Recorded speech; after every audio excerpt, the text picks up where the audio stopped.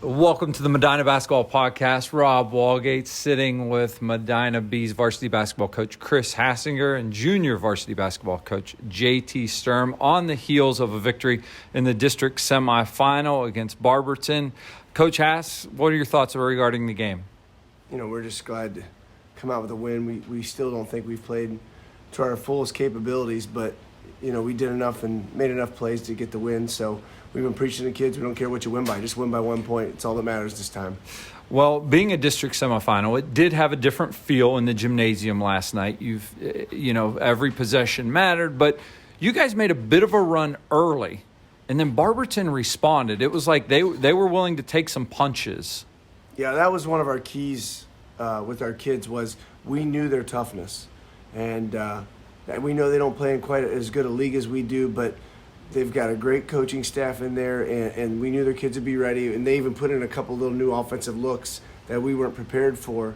And, our kids didn't match toughness twice once in the second part of the first quarter and then right at the beginning of the third quarter, and they made those runs. But we played well enough to win. You talk about it from a toughness perspective, but clearly Medina had a size advantage on the evening. Absolutely, and we took advantage of that, and that's what I'm so proud of.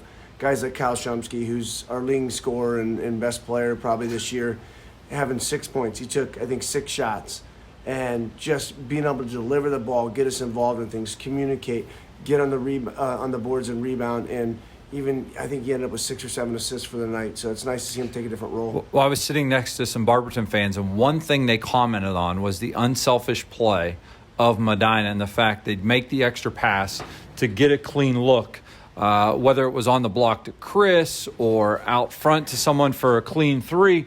It always seemed like the ball rotation, everything was from a team perspective. Yeah, we were pretty proud. The ball didn't stick too much. Going back through film this morning, we really thought we only took 4 bad shots. And, that's pretty good in a high school game to be that unselfish. The last time we were together, we talked about preparation for Barberton and the fact that they played their game on a Friday evening last week. So you knew your opponent well in advance of the tip. This week for the district final, it's going to be a bit different because of a game on Thursday night. You're going to have less than 48 hours of preparation, even knowing who your opponent is. So you'll really only be with the kids 1 practice session. How does that play into preparation? Well, first of all, I went back and talked with Jody Peters, who I learned a lot about the game from, who was a former coach here. And I asked him about his 2010 year when they didn't win it. And he said, sometimes you try to do too much. He said, just be you. And I think that's our focus today in practice. We're not going to worry too much about who we're playing. And then if you know anything about Coach Sturm, one thing that he's really good at is the X's and O's and game planning. And that's where we'll turn to him and some of our other assistants to get us a good game plan for Friday practice. JT Sturm joins us, junior varsity coach, coming off a 21-1 campaign at the JV level. His kids played hard, did a great job. We noticed your engagement with the players last night. Coach Hass talking about that preparation. You knew all the sets Barberton was going to run. It seemed like when the kids came off the floor, you were the first one to greet them to talk about maybe what lies ahead and what's coming. Yeah, my role during practices and stuff during the tournament is to prepare our JV guys who stay around and practice with us, and I basically teach them all the sets. We knew most of Barberton stuff. To their credit, they added some new things and that we weren't sure about, but we teach our guys, my JV guys first, how to run those things, then we play against the varsity, and our varsity guys know the calls. And they come out, I see little things, I'll help them out and give them an idea how to defend things. Well, obviously, coming off a 21-1 season, very successful. What an advantage it is for those junior varsity players who will be looking to contribute in the future with the exodus of seniors after this season. What an advantage it is for them to get in this extra practice time. Yeah, it's a huge advantage. I think some kids don't realize the difference between regular season and postseason. It's at least at Medina, I can't speak for other schools, but here at Medina we take extra pride in the tournament and really wanting to win in the tournament and taking that extra time to game plan, and it's a huge advantage for those kids to learn a little bit about it. Coach Hass, you talked about wanting to get back to the district final being one of the goals. I did a little research and I went back and I looked up an article from 2015. in the trip to regionals. You went into the postseason at a 500, 10-10. Mm-hmm. And it mentioned in there, or you mentioned in that article, the fact that you took the district voting results from that year and talked about it before every game. You guys were voted the 10 seed, and you used that as motivation. Well, this year it's a bit different. You're the 1 seed. You've beat 1 seeds that are in other districts in Northeast Ohio. So what's different? How are you using that at motivation, and what are you talking to the kids about? Well, we talk about being in the other side of the tracks. You know, what other teams are going to feel like coming in to play us. Everyone's bringing their best. And I think that's 2 things of why we've struggled at times in the first 2 games, because we thought we were just going to come in and roll through things just like the regular season. And it's not like that. You have to play every possession perfect if you want to continue to play in the postseason. And as you start getting down, you know, with 32 teams left, everybody's good now. There's more average teams. You know, whether we play Walsh or Hoban Knight, both those teams throw records out to the better teams in the area. Well, you also mentioned before the fact of senior-laden teams are always a tough out in the tournament, because those guys do not want not only their season to end, but you're looking at their career being over at the high school level as well. There's no doubt. I can't remember the kid from Barberton's name, but number 13, 5'10", post / step out forward, whatever. He made a huge impact in the game. And you saw their coach at the end of the game take a second, which I thought was very classy, and hug him and let the kids come over, made a crowd stand clap for him, because I think he's only a senior. And he made a huge impact in the game, and he's just an average player.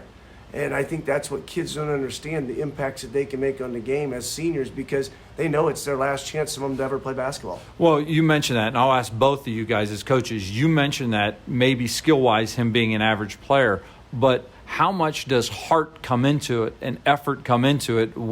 I mean, it's clearly he was a leader on that team.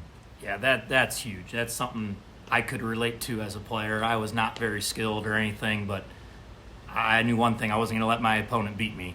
And those kind of guys are tough to play against. Like Coach said, I think his name was Santino Fox, if I remember correctly.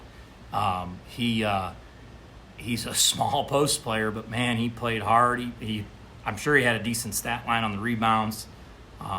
It's a game changer when you have some of your role players who do that. Go on the floor for loose ball, take charges. Those are huge game changers. The other thing, and the people that were around me last evening, the other thing they mentioned and noticed was the Medina rotation and the use of so many kids on the bench. One fan commented from Barberton, they said, wow, all their guys are so fresh because they're always getting blows. Everyone's running in and out. And that didn't change just because it was a district semifinal game. Yeah, we're going to still play our bench as we go through the tournament. It may be different ways. We've been toying with how we play minutes and how we play certain guys. And the big thing is combinations, because sometimes combinations don't work.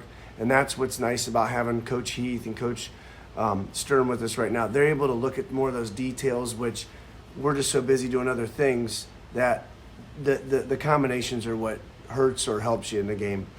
Coach Sturm, we're talking about now at the varsity level, we're playing in the district final, you move on. Well, as the coach of the junior varsity team and also the coach as a fourth grade team for the Medina youth travel program, how are things different? Obviously, in the realm of you're not looking at winning and advancing, it's a lot more teaching. Is there much difference between the teaching aspect at the fourth grade level and the junior varsity level? Because in essence, it's still a preparation time period. Yeah, JV, I really try to get my guys to still understand a scouting report, though. In our very last game of the season, we had played an undefeated Brunswick team, and we put a lot of time into specifics of what they do and how we're going to defend them. And so the JV team, we do still do a lot of scouting report, not all the time. We'll have certain opponents where I don't know anything about them, and that's where just those weeks of practices are just skills getting us better. But certain opponents will do more game planning like varsity does. So in that aspect is a little different from fourth grade. Fourth grade, my guy, I'm not so worried about what the other team's doing. I was trying to make sure our guys know what the heck we're trying to do. And sometimes I know at the fourth grade level, fifth grade level, sixth grade level, we can get caught up in wins and losses. And it's interesting in talking with you and Coach Hass when we mentioned a community, and we won't mention any communities by name. We'll say such and such community seems to have our number. You guys sometimes shrug your shoulders and say, yeah, well, we're not too worried about that community once they get to the varsity level. Is that fair to say? Yeah, very fair. I think one thing I've noticed with coaching Mavericks last couple of years is there's some teams that they run set plays and after set plays, and they might beat us when they're in fourth grade, but like you saw last night, Barberton ran a ton of set plays and not one set play worked against us, because we know how to take that stuff away and prepare for that, where young kids can't quite understand that yet. So those kind of things we're not worried about. And I try to tell my fourth grade team that all the time. Guys, I'm not worried about our record. I just want us to get better and learn how to play basketball first, and other stuff will fall in line. Well, we have a district final Saturday night, 7 o'clock at Copley High School. I would prefer, let me give you my preference. I would prefer that the 4 district winners that will move on to the regional at the Woolstein Center next week in downtown Cleveland on the campus of Cleveland State University, I would prefer that all 4 district finals were on one location at Cleveland State this Saturday, and all 4 would just be played right in a row. What a day of basketball that would be, and it wouldn't be an unfair advantage to anyone, because everyone would be playing on the regional court that they would be playing on next week. And I think Northeast Ohio would come out and support that like crazy. So that's my little plug on how I think it should be ran, Coach Hass. I think that's common sense, but we always don't make decisions on common sense. I mean, it makes a lot of sense. Everyone can scout in the same place.